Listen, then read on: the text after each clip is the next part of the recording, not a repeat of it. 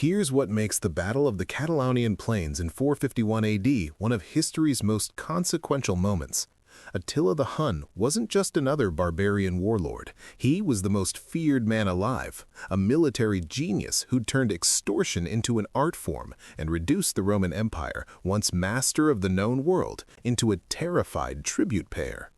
For 2 decades, he'd been undefeated. Cities emptied at the mere rumor of his approach.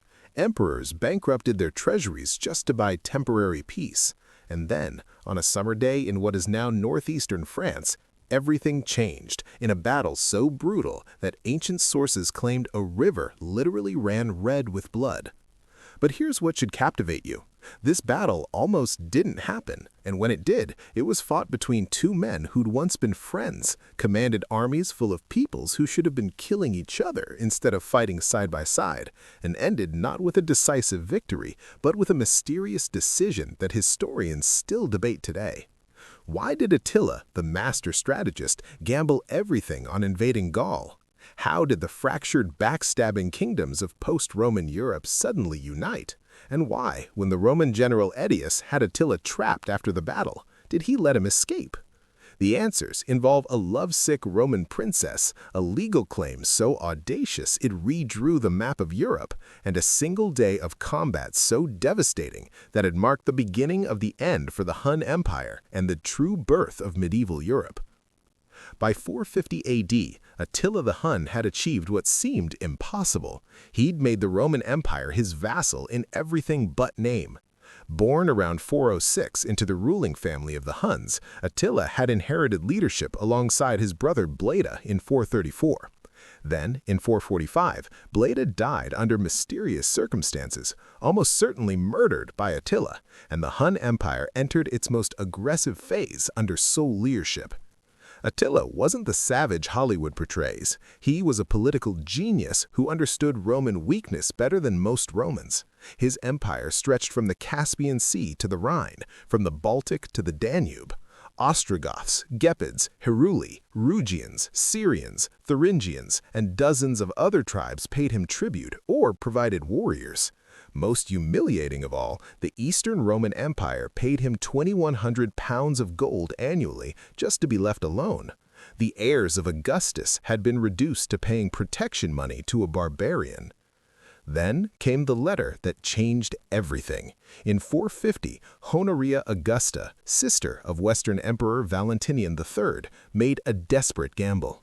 At 33, unmarried and trapped in the suffocating imperial court, she'd been caught having an affair with her steward. Her brother had the steward executed and planned to marry her off to an insignificant senator, a living death for a woman of her spirit. So, Honoria did the unthinkable. She sent her ring to Attila the Hun with a plea for help. Did she really propose marriage? Probably not. She likely hoped he'd negotiate her freedom for gold.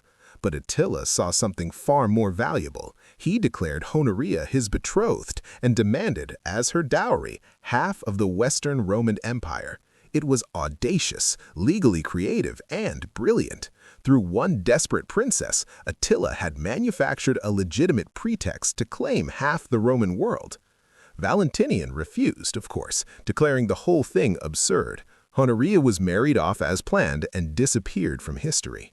But Attila now had his casus belli. He wasn't just a raider, he was a rejected suitor seeking his lawful inheritance. Throughout late 450, Attila prepared for war. But rather than attacking heavily defended Italy, he turned west toward Gaul, wealthy, relatively undefended, and full of Germanic kingdoms whose loyalty to Rome was paper-thin. In early 451 AD, Attila's massive army crossed the Rhine. Modern estimates suggest 50,000 to 70,000 warriors, far less than the 500,000 ancient sources claimed, but still enormous. This wasn't just Huns on horseback, it was a coalition.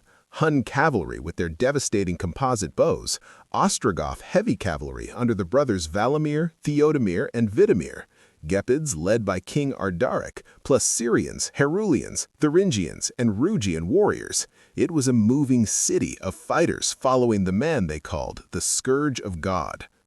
The campaign began with calculated terror.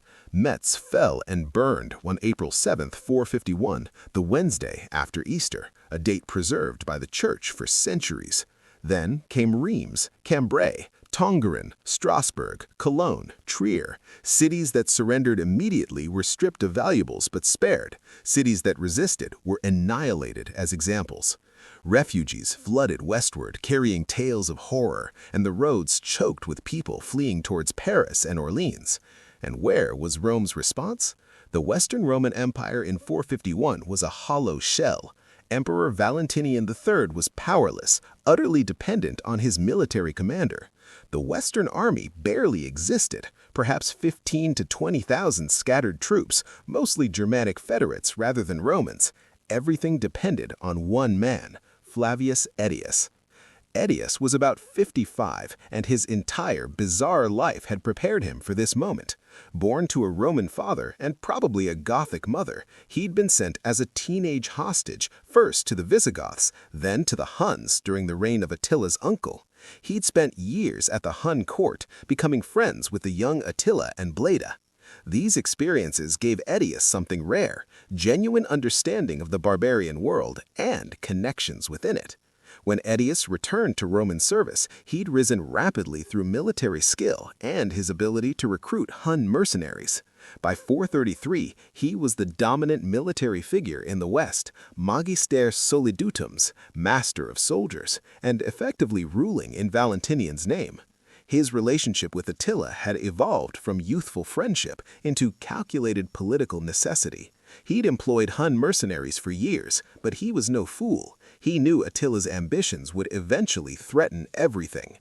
When news arrived of Attila's invasion, Aetius knew immediately he couldn't win with Roman forces alone. He needed allies, he needed a coalition, and he had very little time. His first target was the Visigoths. King Theodoric I was in his early 60s, an experienced ruler who'd spent decades consolidating Visigothic power in southern Gaul and Hispania. The Visigoths were federates in name only, essentially an independent kingdom. Why would Theodoric help Rome now? Aetius's message was stark. Attila is coming for everyone. If Gaul falls, if Rome collapses, the Huns won't stop. They'll turn south and your kingdom will be next. The Huns were still nomadic warriors whose wealth came from plunder. If Attila dominated Gaul, the Visigoths would face submission or annihilation. Better to fight now with allies than alone later. Theodoric agreed. He mobilized the Visigothic army, perhaps 25,000 to 30,000 warriors, and marched north with his sons Thorismund, Theodoric, and Frederick. Meanwhile, Aetius secured more support. Burgundians under King Gundiac, Franks under Merovech, founder of the Merovingian dynasty, Alans under King Sangiban, Armonican Romans from Brittany, Saxon auxiliaries, and whatever Roman garrison troops he could muster. By late May, as Attila's army approached Orleans on the Loire River, Aetius's coalition was marching to intercept. Orleans was strategically vital, a major city on a river crossing, well fortified, defended by the Alans. If Attila took it, he'd control the Loire Valley. Attila invested the city and began siege operations, building towers and attempting to breach the walls. Then, Aetius's coalition appeared on the horizon. Most historians believe the advance guard arrived around June 14, 451, just as Attila was on the verge of taking the city. Facing the prospect of being caught in a siege with a large army behind him, Attila made the tactically sound decision to abandon the siege and withdraw to more favorable ground. He retreated northeast toward the Catalaunian Plains, Campi Catalauniani, near modern Chalon-sur-Seine. The exact site has been debated for centuries, but most likely it was the plains between the Marne and Aube rivers, possibly near Méry-sur-Seine. This was open terrain, suited for cavalry, though not flat. Gentle hills and ridges would prove tactically crucial. Neither commander wanted to fight if they could avoid it. Both understood the stakes. Ancient sources claim Attila consulted his shamans before battle. They examined entrails and read omens, reporting that the Hun forces would suffer a setback, but the enemy commander would be killed. It gave him some comfort. He could accept a tactical draw if Aetius was eliminated. Telling and preparing this story took us a lot of time. So if you're enjoying it, subscribe to our channel It means a lot to us. Now back to the story. On June 20, 451, both armies deployed. The field was dominated by a central ridge rising from the plain. Both commanders recognized this high ground as the key to battle. Whoever held it would have a decisive advantage. Attila deployed with the Huns forming the center, his most reliable troops, heavy cavalry and horse archers, with his personal guard nearby. On the right wing, Gepids under King Ardaric and other Germanic allies. On the left, the Ostrogoths and other East Germanic peoples. The flanks were stronger than usual because Attila expected the decisive action there. Standard Hun tactics were to pin the enemy's center while the wings enveloped and crushed. Aetius's deployment balanced military effectiveness with political realities. On the right wing, in the position of honor, he placed Theodoric and the Visigoths, both diplomatic courtesy and tactically sound, as they were the largest contingent. Aetius took command of the left wing with Roman regular units, Franks, and various allies, and in the center he placed the Alans under Sangiban. This central positioning has fascinated historians. Some sources claim Sangiban had been planning to betray Orleans to Attila. Whether true or not, Aetius's deployment was brilliant. The Alans were trapped between Visigoths and Romans with nowhere to run. If they were thinking of defecting, this forced them to fight. If loyal, it put significant force in the center. Either way, it worked. The battle began in the afternoon, around 3 p.m. by Roman time reckoning. Both armies rushed to seize the crucial ridge. The Visigoths got there first. Thorismund led warriors to the crest and held it against Hun attacks. This was Attila's first setback. He'd have to fight uphill.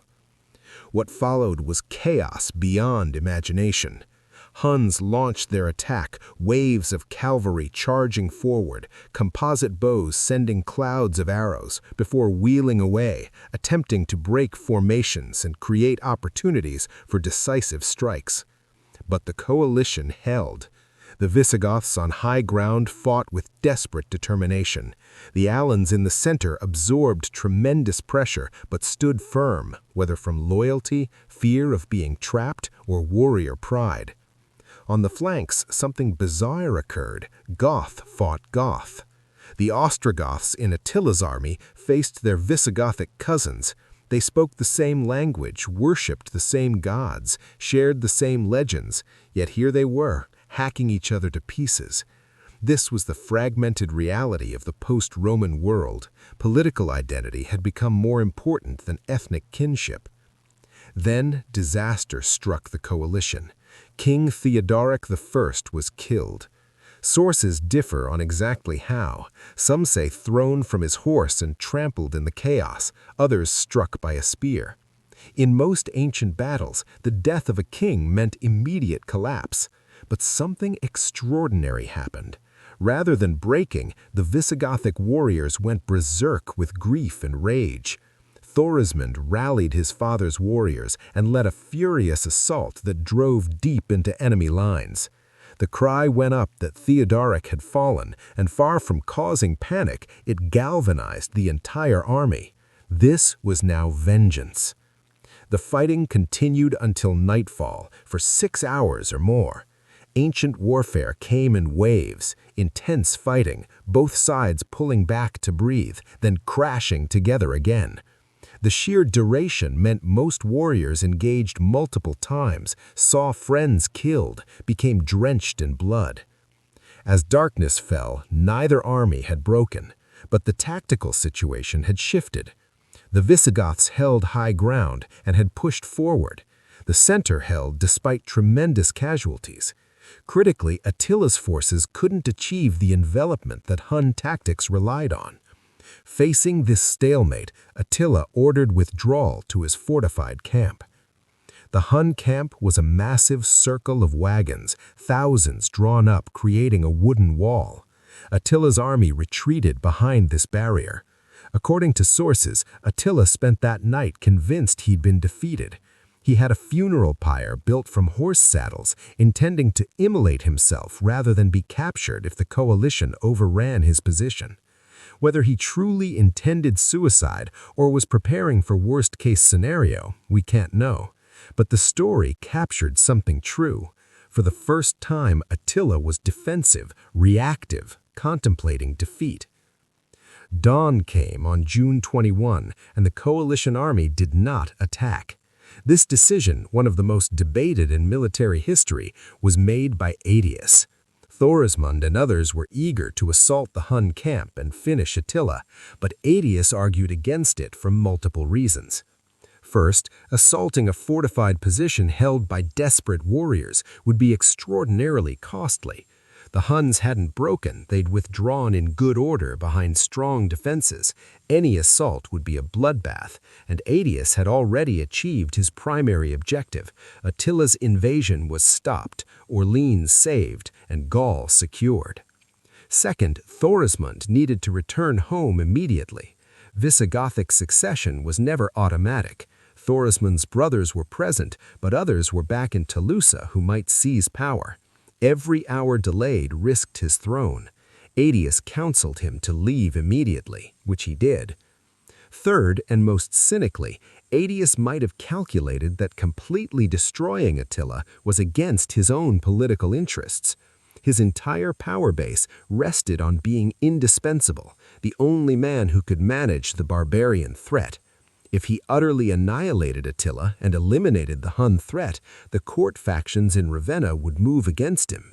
He'd be seen as too powerful, too dangerous. Better to defeat Attila enough to prove his value, but not so thoroughly that he made himself obsolete. This last explanation is darkest and most controversial, but it fits 5th century Roman politics.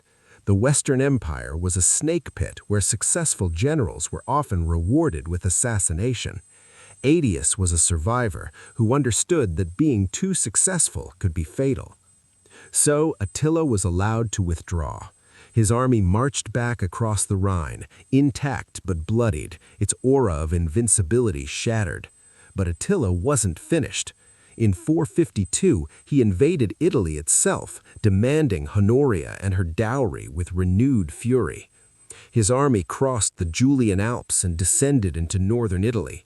Aquileia, a wealthy port, resisted and destroyed so completely it was never rebuilt. Survivors fled into the marshes, and those refugee settlements eventually became Venice. Attila swept westward across the Po Valley. Padua, Verona, Brescia, Milan, each chose between submission and destruction. Most surrendered. The Western court evacuated Ravenna. There was panic that Rome itself might be sacked again. Then Pope Leo I traveled north to meet Attila near Mantua. What was said between them we'll never know. Later Christian sources claimed Leo performed a miracle, that apostles Peter and Paul appeared and threatened Attila. More secular sources suggest Leo offered substantial tribute and pointed out that Attila's army was ravaged by disease, possibly malaria from Italian marshes. Whatever the combination of factors, Attila agreed to withdraw from Italy. He returned north of the Danube and began planning his next moves. He'd been checked, but not defeated. He could rebuild and try again. But fate intervened. In early 453, Attila took a new wife, a young woman named Ildiko. A great feast celebrated the marriage.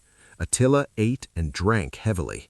That night he retired to his bedchamber, and there, sometime during the night, Attila the Hun died. The official story, Attila suffered a severe nosebleed, possibly from a ruptured blood vessel exacerbated by heavy drinking. He choked on his own blood while in a drunken stupor and died before anyone realized. He was found in the morning in a pool of blood, with Ildiko terrified beside him. Some have suspected assassination, but there's no evidence. Ildiko was spared and released, which would not have happened if she'd been suspected. The nosebleed story, while unheroic, is medically plausible. Attila was probably in his late 40s, had spent a lifetime campaigning, and chronic health issues wouldn't be surprising. the mighty Attila, who'd made emperors tremble, died choking on blood in his sleep on his wedding night. When news reached Constantinople, there was relief mixed with amazement at the mundane nature of his death. With Attila's death, his empire immediately fractured. He left multiple sons who immediately fought over succession. The subject peoples saw their opportunity. In 454, at the Battle of Nidau, a coalition of Gepids, Rugians, and Heruli revolted and defeated the Hun royal army. Attila's son Elik was killed. The unified Hunnic Empire was finished. Within a generation, the Huns had ceased to exist as a significant force. Aetius didn't enjoy his triumph long either. Emperor Valentinian III resented his dependence on Aetius, and court factions whispered the general was too powerful. On September 21, 454, Valentinian summoned Aetius to the palace at Ravenna. As Aetius presented a financial report, Valentinian drew a sword and attacked him. The emperor personally hacked Aetius to death in the audience chamber. It was spectacular political stupidity. A contemporary quipped that Valentinian had cut off his right hand with his left. Without Aetius, no one competent remained to manage military affairs. The following year, Valentinian himself was assassinated by two of Aetius's former bodyguards. With both dead within months, the Western Roman Empire entered its final death spiral. Weak emperors followed in rapid succession. The Vandals sacked Rome in 455. Dramatic generals became the real power. Finally, in 476, a dramatic general named Odoacer deposed the last emperor and sent the imperial regalia to Constantinople. The Western Roman Empire ceased to exist. So what does the Battle of the Catalaunian Plains actually mean? At first glance, it seems like just a temporary setback for Attila. He invaded Italy the next year. But look deeper. June 20th, 451 was the moment Attila's invincibility died. Every Germanic king now knew the Huns could be beaten. The psychological spell was broken. When Attila died 2 years later, his empire imploded almost instantly because it had been built entirely on his personal prestige. The defeat at Catalaunian Plains had planted seeds of doubt that blossomed into full revolt. More broadly, the battle marked the end of the Great Migration period's most chaotic phase. For roughly a century, Europe had been in constant flux, peoples migrating, empires collapsing, kingdoms emerging and disappearing. Catalaunian Plains was the climax, the moment when the largest armies of the age collided and the future became clearer. After 451, the Germanic peoples stopped migrating and started consolidating. The Visigoths settled in Hispania, the Franks expanded in Gaul, the Burgundians stabilized in the Rhone Valley, the Ostrogoths would conquer Italy. These kingdoms would fight endlessly, but they were now settlers, nation builders, no longer nomadic raiders. The battle also represented the last great success of Roman diplomacy. Aetius united peoples who hated each other, Visigoths who'd sacked Rome, Franks who'd fought Rome for generations, Burgundians defeated by Roman allied Huns years before. It was a reminder that Rome, even dying, still represented something: a legal order, an administrative system, a civilization that even its enemies depended on. There's profound irony that the battle was fought primarily by barbarians on both sides. The Huns weren't Roman, but neither were most of Aetius's forces. They were Goths, Franks, Burgundians, Alans. The Roman elements were a minority. Catalaunian Plains was essentially a civil war within the post-Roman barbarian world, determining which Germanic peoples would dominate the West and whether steppe nomads would establish permanent rule in Europe. The answer was no. The Huns were stopped, and within years they vanished. The Germanic kingdoms that emerged, Visigothic Spain, Merovingian Francia, Ostrogothic Italy, would fuse Germanic warrior culture with Roman administration and Christian religion to create medieval Europe. That synthesis happened because Attila was stopped when and where he was. The Catalonian Plains today are peaceful champaign farmland. No monuments mark where tens of thousands fought and died. The river that ran red is now a pleasant stream. But if you stand in those fields on a summer afternoon, you can almost hear the echo. The thunder of hooves, the screams of dying men, the moment when Europe held its breath and the future hung suspended between Hun and Roman, between chaos and civilization, between one age dying and another being born. The scourge of God was stopped not because he lost his skills, but because he encountered something he couldn't break: the desperate unity of peoples who recognized they had more to lose divided than fighting together. Terror and military genius can build empires, but nothing built on fear alone can stand against determined resistance backed by a cause larger than survival. Attila made men fear him, but Aetius and Theodoric gave men something to fight for. And on that day, that made all the difference. Up next, 2 more incredible stories are waiting for you right on your screen.